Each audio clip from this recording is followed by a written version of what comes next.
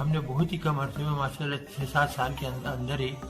Atom bomb بنا لیا، جو کہ دنیا کے لیے ایک معجزہ تھا۔ وہ کبھی تصور ہی نہیں کر سکتے تھے کہ وہ ملک جو گاڑیاں بیل گاڑیاں صحیح نہیں بنا سکتے، سائیکل صحیح نہیں بنا سکتے، وہ ایٹم بم کیسے بنا سکتا ہے۔ لوگ مذاق اڑاتے تھے، لیکن جب ہم نے بنایا اور میں نے دسمبر 84 کو جنرل ضیاء کو لکھ کر دیا، تاریخ میں موجود ہے وہ خط کہ جی ہم نے ایٹم بم بنا لیا اور ہم 1 ہفتے کے نوٹس پر اس کو دھماکہ کر سکتے ہیں، تو وہ بےحد خوشی، انہوں نے مجھے گلے لگایا، میری پیشانی چومی اور کہا کہ بس اب ہندوؤں کا ہم بیڑا غرق کر دیں گے اگر انہوں نے ذرا بھی ہمارے ساتھ بدمعاشی کی۔ تو یہ وہ چیزیں تھیں کہ اس میں میرے ساتھیوں کا بڑا اہم کردار تھا،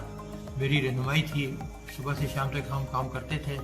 اور ہم نے بہت تیزی سے یہ بنایا، بلکہ نہ صرف ایک بنایا، کئی بنا دیے تھے، اور جنرل ضیاء سے کہا تھا کہ آپ جب حکم دیں گے تو ہم دھماکہ کرنے کو تیار ہیں۔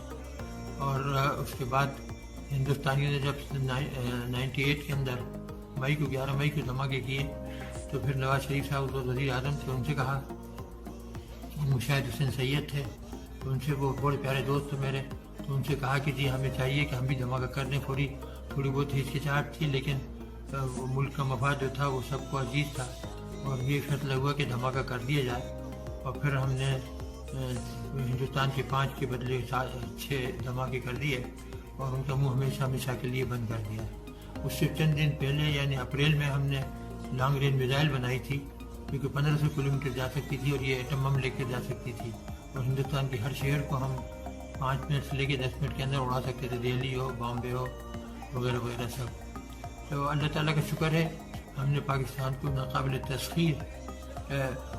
دفاع مہیا کر دیا، اور ابھی یہ جو ہے مودی وغیرہ یہ جو شور مچاتے ہیں، ان کی کبھی جرأت نہیں ہوگی کہ یہ پاکستان کے اوپر حملہ کریں۔ انہیں پتہ ہے کہ اگر انہوں نے حملہ کیا تو نہ ہندوستان رہے گا اور نہ پاکستان، پہ دونوں ہی غائب ہو جائیں گے اور ہم بھی ان کو صفحہ ہستی سے مٹا دیں گے۔ میں آپ سب کو پھر دلی مبارکباد دیتا ہوں، اور آپ پاکستان کا خیال رکھیے، پاکستان کے لیے جان دیجیے جس طرح ہم نے اپنی جان